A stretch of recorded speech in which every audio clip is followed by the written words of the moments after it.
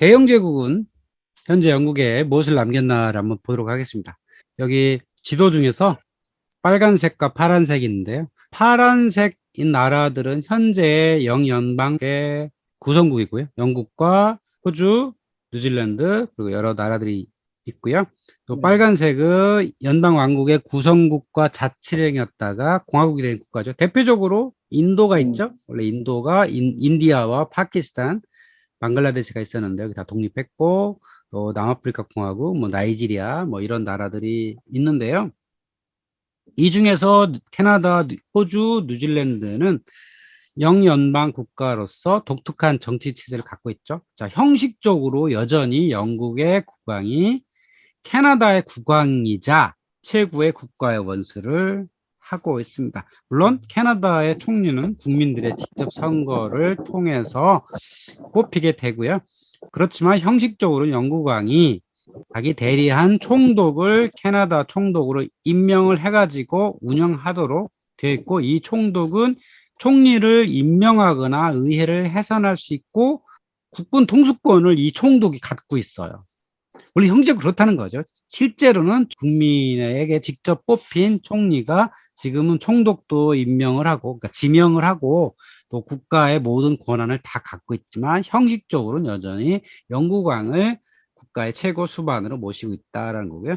특이한 것은 최근에 캐나다에서 트리도 총리가 메리 사이먼이라는 사람을 총독으로 지명을 했는데, 이 사람이 원주민 출신이었다라는 거죠. 이 총독이 뭐 특별한 권한이 있는 건 아닌데, 아무래도 캐나다라는 나라를 좀 뭔가 그 통합적으로 이제 소통이 되는 이런 나라로 포지셔닝을 하고 싶은 마음이 있어서 그렇지 않았을까 싶어요. 요즘에 캐나다에서 옛날 원주민들의 그 땅을 강제로 흡수하고 했던 것들은 보상도 많이 하고, 또 그들을 잘 살게 해주는 정책들을 많이 하거든요. 그래서 이런 사람들이 지명이 됐지 않았을까 싶어요. 그래서 호주나 뉴질랜드도 마찬가지로 형식상 국가의 최고 지도자는 영국 국왕이지만 실제로는 각 나라에서 뽑힌 총리가 정치를 하고 있다라는 거죠. 대영제국이 지구촌에 제공한 가장 큰 공헌은 민주주의의 전파라고 할 수 있죠. 근데 이게 민주주의가 어떤 나라는 잘 장착해서 훌륭하게 돌아가는 나라가 있는 반면에 그렇지 않은 나라들도 있죠. 물론 민주주의가 사실 금방 되는 건 아니죠. 시간이 좀 걸리죠. 그래서 여기 지도를 보시면 녹색에 가까울수록 민주주의가 잘 작동을 하고 있다라고 뭐 하는 거고요. 물론 이거는 이코노미스트라고 하는 곳에서 뭐 자의적으로 한 거기 때문에, 예를 들면 캐나다하고 미국 이렇게 보면 캐나다가 훨씬 더 민주주의가 잘 돌아가고 있다 이렇게 평가를 했잖아요. 미국이 그렇고, 지금 브라질이나 페루 이런 데가 민주주의 체제지만 조금 약하다라고 하는 거고, 이 황색으로 된 데는 원래 사회주의 국가인 적이 많았죠. 그래서 러시아 같은 경우는 민주주의 체제를 구성하고 있지만 여전히 좀 독재적인 형태를 갖고 있는 거고, 뭐 중국 같은 경우에는 뭐 사회주의 체제, 민주주의라는 걸 넣긴 하지만 사실은 사회주의 체제, 이런 나라들이 할 수 있죠. 그래서 민주주의 전파한 게 가장 큰 공헌이다라고 할 수 있겠는 거고요. 자, 두 번째는 영어 사용이 글로벌화 되는 거죠. 여기도 보시면 녹색 지역은 영어가 모국어인 지역이죠. 뉴질랜드, 호주, 또 여기 나미비아, 뭐 미국, 캐나다 이런 데는 영어가 모국어고, 모국어는 아니지만 국가 전체의 공용어로 쓰이는 나라들이 꽤 있죠. 여기 남아프리카 공화국, 또 여기 인도, 뭐 파키스탄, 여기 수단, 뭐 이런 데는 영어라는 존재가 있기 때문에 이 나라를 공통으로 통할 수 있는 언어가 있는 거죠. 여기 인도 같은 경우는 원래 하나의 나라가 아니었거든요. 그리고 이 지역에는 워낙 언어들이 많아요. 그래서 서로 통용할 수 있는 국어가 사실 없거든요. 힌디라고 하는 언어가 있긴 한데 그것을 국가의 모든 걸 쓰진 않아요. 그러다 보니까 영어가 공용어처럼 쓰인다. 나머지 나라들은 영어를 어느 정도 사용하는 나라들 꽤 있죠. 뭐 대한민국, 일본, 뭐 어쨌든 세계 공용어로서의 영어의 위치를 이만큼 자리하게 한 것은 영국이라는 나라의 공헌이 큰 거죠. 물론 그 다음에 미국이라고 하는 강대국이 있어서 그 영향도 상당히 크지만 어쨌든 이 시초는 영국이었다라고 하는 거고요. 또한 나쁜 영향도 있죠. 지구촌에 오늘날 발생하는 꽤 많은 분쟁에는요, 잘 들어가 보면 그게 영국으로부터 출발한 경우가 상당히 많더라라고 하는 거죠. 특히 중동 지방에 그런 경우가 상당히 많죠. 뭐 예를 들면 시리아 내전 같은 경우는 전형적으로 영국과 프랑스가 이렇게 국경을 그어놨기 때문에 발생한 거라고 할 수 있는 거고요. 아프가니스탄도 마찬가지입니다. 아프가니스탄도 여러 종족으로 구성되어 있는데 이 아프가니스탄과 뭐 인도 국경을 그을 때 여기 여러 가지 일들이 있었기 때문에 이게 해결이 잘 안 되는 거고요. 또 인도 파키스탄 관계도 마찬가지고 중국과 인도의 국경 분쟁도 영국으로부터 시작한 거고 가장 심각한 것은 아프리카죠. 아프리카 여전히 많은 나라들에서 내전이 벌어지고 있는데 벌어지고 있는 게 영국이나 프랑스가 인위적으로 국경으로 인해서라고 하는 거죠. 그래서 여러 지역에서 발생한 이런 여러 나라들의 분쟁에는 대영 제국의 흔적이 남아있다라고 하는 겁니다. 뭐 빅토리아 여왕은 사실은 황제인 적이 없어요. 자, 이게 무슨 말이죠? 대영 제국인데 제국이라고 하는 것은 황제가 다스리는 나라가 제국이잖아요. 그런데 이 제국 또는 황제라는 것은 원래 전통적으로 유럽에서는 로마 황제였어. 근데 영국은 로마 황제가 된 적이 없죠. 그러니까 신성로마 제국 황제, 예를 들어 나폴레옹도 사실은 로마 황제거든요. 그렇기 때문에 이런 황제라는 걸 붙일 수 있었는데 영국은 사실 로마하고도 관계가 그렇게 크지 않고 로마 황제가 되지 않았어요. 그런데 왜 그 빅토리아 여왕을 황제라고 불렀느냐? 그 이유는 인도 제국의 황제였기 때문이죠. 인도 제국은 원래 무굴 제국이 멸망하고 들어선 게 인도 제국이거든요. 그래서 이 무굴 제국이어서 인도 제국이 들어섰을 때 인도 제국의 황제가 빅토리아 여왕이었어요. 그래서 이제 대영 제국이란 말이 붙일 수 있었던 게 바로 무굴 제국이 있었기 때문이라고 하는 거죠. 그래서 이 대영 제국의 지금 1차 대전과 2차 대전을 거치면서 여러 나라들이 이제 독립을 했죠. 그러니까 식민지를 있었던 나라들이 독립을 했다는 거죠. 대표적으로 뭐 인도, 말레이시아 이런 나라들이 2차 대전 이후에 다 독립을 했는데 그렇지 않고 작은 땅들은 여전히 영국의 직할 영토로 남아 있습니다. 뭐 예를 들면 여기 지브롤터 같은 경우도 있고요. 키프로스라고 하는 섬에도 영국이 다스린 나라였는데 키프로스 공화국이 독립하면서 일부 땅은 그 자치령으로 남아 있는 거고요. 여러 지역들이 이렇게 남아 있어서 14곳의 해외 영토가 지금도 있습니다. 자, 영국이란 나라는 다양한 얼굴들을 포용하고 있죠. 왜냐하면 많은 사람들이 이주를 했기 때문이죠. 실제 영국이라고 하는 나라, 특히 거기에 수도인 런던의 거리에 가보면 많은 얼굴들을 만날 수 있는데, 물론 그 해외에서 뭐 공부하러 온 사람, 뭐 비즈니스하러 온 사람도 있지만 거주민 중에서도 상당히 다양한 얼굴들을 하고 있다는 거죠. 자, 그 이유가 많은 이주민들이 있었기 때문이죠. 원래 이 땅에 살던 그 브리튼이라고 하는 사람들이 원래 있었겠죠. 그 사람들이 있었는데 켈트라고 하는 사람들이 유럽에서 건너와서 살게 됐고 또 앵글로 색슨들이 건너왔고 라틴족, 로마인들이 건너와서 꽤 오랫동안 역사를 만들었고 자, 데인족이 있었죠. 노르망디에 살던 사람들이 또 와서 흔적을 남겼고 또 인도인, 아프리카인 사람들은 자, 식민지였지만 그 식민지 사람들도 대영제국의 시민으로 인정한 적이 있었거든요. 그래서 자유롭게 이민이 가능했어요. 그래서 지금 영국에도 파키스탄이나 인도 출신 사람들이 꽤 많이 살고 있다는 거죠. 그래서 생각보다 영국인들의 얼굴이 다양하다라고 하는 거죠. 특히 런던 같은 경우에는 해외에서 들어온 이주민들이 상당히 많이 있습니다. 그러니까 해외 이주민들이 어디 시골에 들어가서 살 수는 없는 거거든요. 그러니까 일자리가 대부분 대도시에 있기 때문에 그러니까 대도시에 훨씬 더 다양한 인종들이 사는 거죠. 그래서 지금 현재 런던의 시장은 사디크 칸이라는 이름을 가진 파키스탄 이주민 2세예요. 어떻게 이 사람이 시장이 될 수 있을까 싶을 정도로 아주 파격적인 인물이 된 건데요. 그만큼 런던이라는 그 땅이 글로벌화가 됐고 이주민들의 영향이 그만큼 크다고 하는 거죠. 자, 그러면 그게 어떤 역사적 이유가 있냐면 꽤 여러 과정을 거쳐왔다고 하는 거죠. 지금 영국에는 영국계 백인이 한 88%고 뭐 백인이 3.5%고 파키스탄 인도가 3.1%인데 과거에 식민지 시절에 했던 사람들이 많이 건너왔다는 거죠. 그래서 1948년까지는요 영연방 국민은 영국 국민들이 인정이 된 거예요. 영연방 인도나 아니면 남아프리카 공화국 뭐 호주 뉴질랜드 마찬가지로 다 이렇게 국민 인정했기 때문에 당연히 이주가 가능했던 거죠. 그래서 50년대에 인도, 파키스탄, 서인도 제도 같은 데서 이민의 붐이 불었던 거죠. 영국으로 이민을 가자라고 해가지고 꽤 많은 사람들이 이민을 왔는데 문제는 이렇게 되다 보니까 너무 많은 사람들이 오더라. 그래서 60년도부터는 이민 조건을 엄격화해 해가지고 일정 정도의 재산과 자격을 갖춘 사람만 이민을 하도록 했고 1971년도에 영국이 EU에 가입하면서부터는 영연방 출신들의 이민 특혜를 폐지를 합니다. 그러고 나서 EU에 가입되면 EU에 가입의 조건이 뭐냐면 EU 영내에 이동이 자유하거든요. 그러니까 노동 이동이 자유로워요. 그래서 주로 동유럽 출신들이 뭐 독일로 가고 프랑스로 가고 이런 경우 많았죠. 그 영국으로도 많이 갔습니다. 그래서 또 외부 이주들이 많다 보니까 영국 내에 이거에 대한 어떤 불만들이 생겨서 여러 논의를 거쳐서 발생했던 게 브렉시트라는 거죠. 우리 영국은 유럽에 포함되지 않겠다라고 하는 이 주장했던 가장 큰 핵심은 이 노동 인구의 이동에 있었어요.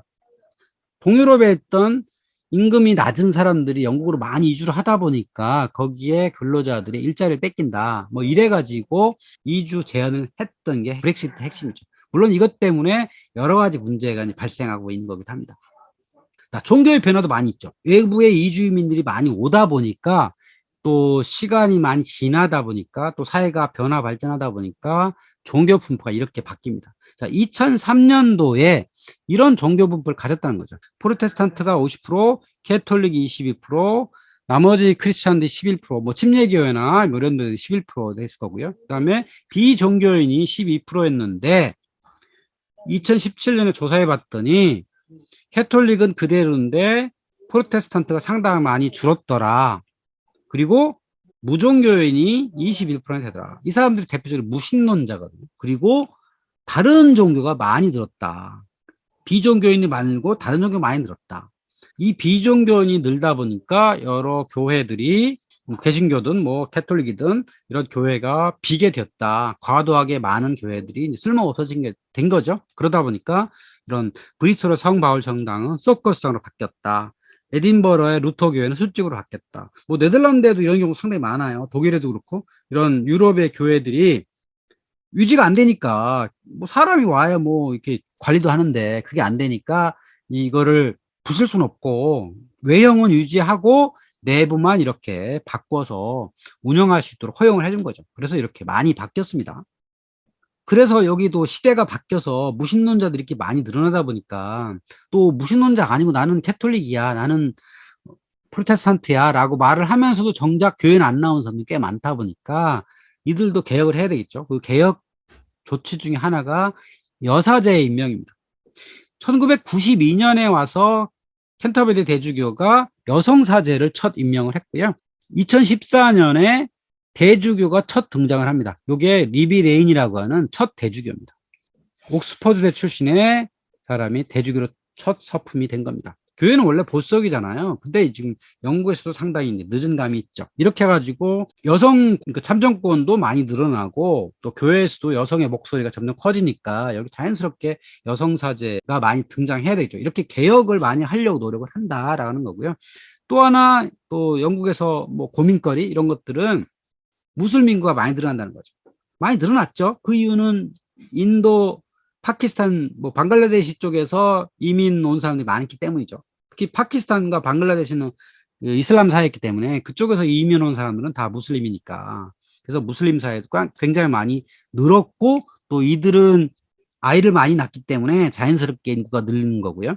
지금 무슬림이 이렇게 늘었고 힌두가 1.7% 늘었다. 뭐 다른 종교들은 큰 변화가 없다. 문제는 힌두나 무슬림 이 사람들은 영국이라고 하는 어떤 거대 기존의 사회에 녹아들려고 하지 않거든요. 그들끼리 커뮤니티를 만들고 자신의 종교를 유지해 가다 보니까 사실 이 종교가 우리가 생각하는 어떤 자기가 선택하는 게 아니거든요. 무슬림이나 힌두 같은 경우는 생활 방식이거든요. 그러니까 생활 방식을 버리고 영국이라는 생활 방식을 채택하지 않거든요. 이렇게 되다 보니까 이제 나라에서는 이들의 생활 방식이 그 현재 동화가 잘 안 되니까 이런 고민들이 있다고 하는 겁니다.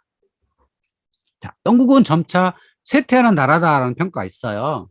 그 이유가 뭐냐면 이런 거예요. 현재 세계 5위의 경제 대국이고 IT 또 금융의 선진국 산업 경제인데 이렇게 산업 경제가 바뀐 이유가 뭐냐면 바로 제조업 경쟁력이 지속적으로 하락했기 때문입니다. 그럼 왜 제조업 경쟁이 하락했냐? 한국, 중국, 일본이라고 하는 제조 강국이 있기 때문에 유럽 여러 나라들의 제조업의 경쟁력이 갈수록 하락하게 되는 거죠. 문제는 제조업이 원래 일자리가 많고 IT나 금융업은 똑똑한 몇 사람들이 만들어내는 거거든요. 그러니까 중산층의 일자리가 상당히 많이 줄어요. 제조업이 있어야 중산층 일자리가 있는데 제조업이 약화가 되니까 중산층 일자리가 없어지니까 이 중산층이 뭘 해요? 하층민을 가는 겁니다. 주로 서비스업, 관광업 이쪽으로 종사할 수밖에 없는 거죠. 그러다 보니까 금융과 IT 하는 사람들은 연봉이 아주 세니까 돈을 많이 벌고 하층인 사람들은 돈을 적게 버는 빈부격차가 점점 커지는 이렇게 되는 거고 앞에서 얘기한 것처럼 여전히 신분제가 있다는 거죠. 이 신분제 때문에 유능하고 뛰어난 사람들이 나라를 밖으로 떠나는 거죠. 가장 대표적으로 미국을 가는 거죠. 여긴 뭐 언어에 불리함도 없기 때문에 자연스럽게 미국으로 우수한 인재가 계속 유출되고 있다. 이런 게 큰 거고요. 또 최근에 2020년부터 브렉시트가 이제 시행이 됐잖아요. 이게 문제가 뭐냐면 동유럽에 살던 이 저임금인 유럽인들이 와서 서비스업, 저임금 일들을 많이 채웠는데 이들이 못 들어옴으로 인해서 상당히 물가가 상승했다는 거죠. 지금 대한민국도 그 농산물 유가가 많이 올라갔잖아요. 농산물 물가가. 그 이유가 외국인들이 와서 이런 계절 근로를 해야 되는데 그런 걸 못하기 때문에 일손이 부족해서 하는 경우도 많거든요. 지금 영국도 그런 이제 지경에 온 거죠. 또한 이 브렉시트 때문에 각 지역의 분리주의 운동이 본격화되고 있어요. 2014년에 스코틀랜드가 분리독립 투표를 했거든요. 근데 이때 한 55% 정도로 부결이 됐어요. 그럼 좀 하지 말자라고 해서 결론이 났는데 2020년도에 브렉시트가 되었단 말이에요. 그러다 보니까 이 스코틀랜드 사람들은 유럽에 남고 싶다.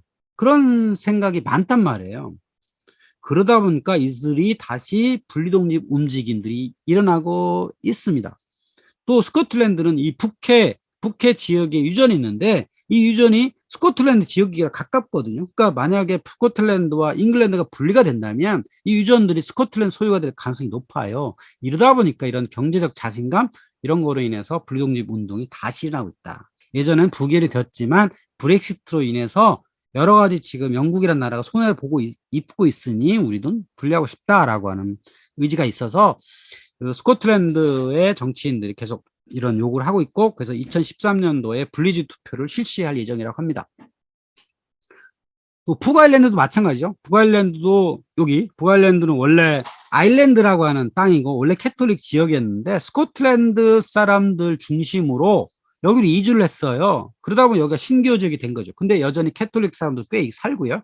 그래서 구교인과 신교인이 꽤 오랫동안 쟁투를 하기도 했고 그래서 지금은 잠잠해졌는데 문제는 또 브렉시트 때문에 영국이 유럽에서 떨어져 나가다 보니까 여러 가지 문제가 있더라라고 해가지고 지금 상황을 보고 있어요. 만약에 스코틀랜드가 떨어져 나가면 우리도 떨어져 나갈래라고 하는 얘기가 나올 가능성이 있다는 거죠. 웨일즈도 마찬가지고 웨일즈도 스코틀랜드가 떨어져 나가면 웨일즈나 이 북아일랜드는 잉글랜드라고 하는 강력한 거기에 아주 소수로 남기 때문에 상당히 불리할 거다라고 해가지고 이런 상황 변화가 충분히 있을 수 있다라는 거죠. 여기 코널이라는 데가 여기거든요. 여기 잉글랜드의 서쪽에는 끝 반도인데 여기도 켈트인이 살아요.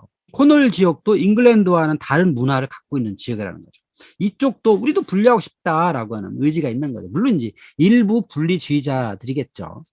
그만큼 이 영국이라는 나라는 지역 감정, 지역색이 상당히 강한 이런 나라다라고 이해하시면 좋겠습니다.